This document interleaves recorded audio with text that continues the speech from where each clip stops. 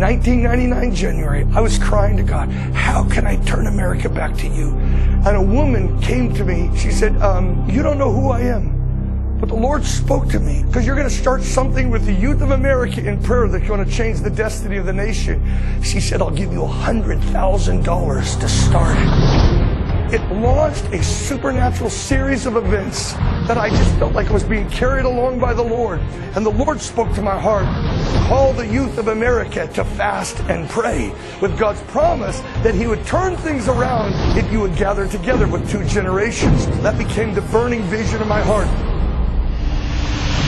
We sounded this vision, hoping people would come with nightmares that no one would come. I had nightmares that was just me and 20 people that showed up. I'd wake up sweating.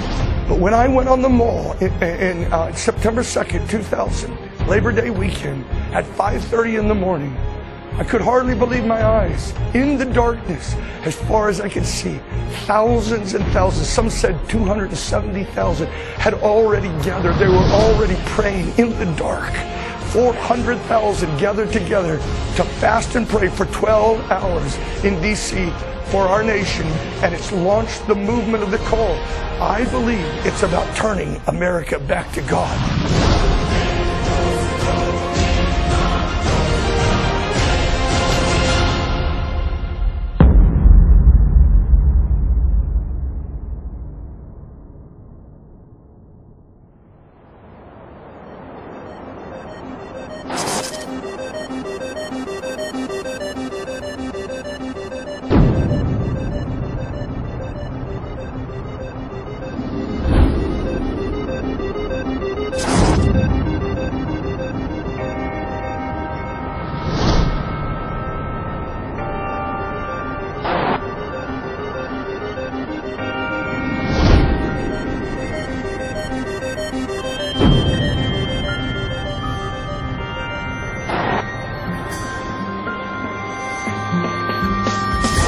Jesus poured Himself out at the cross for the sins of Detroit, for the sins of this nation.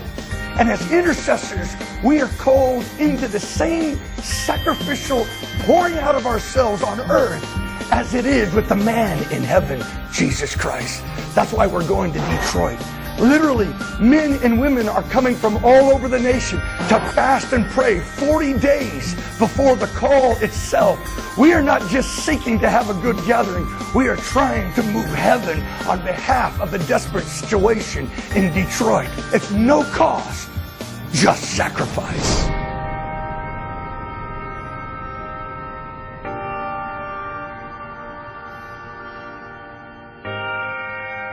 God says, call the elders, call the leaders, call the young people. Everyone comes. You must be willing to drop denominational barriers, racial barriers, gender barriers, age barriers. God says, you must be willing to gather.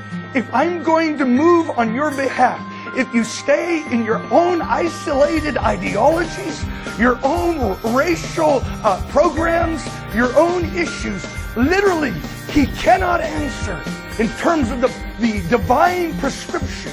Blow the trumpet, gather all the peoples. That's why we believe the leaders from all across Detroit, Black, Hispanic, Asian, Anglo, we must all come 24 hours to pour out ourselves on behalf of Detroit and this nation. See, that kind of unity is what Jesus was really after. Jesus said, your house is left to you desolate. He said, how often I would have gathered you together under my wings, but you would not have it. Therefore, your house has been left to you desolate. And then He said, but my house shall be called a house of prayer for every ethnic group.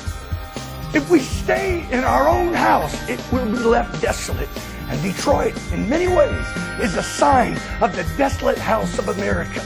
But if we come to His house for a house of prayer, united together, God can heal our accumulated wounds and actually release a power that can heal a nation. My house shall be called a house of prayer for all nations. I tell you, this is God's prescription. In the day of trouble, unite together and become the Father's house.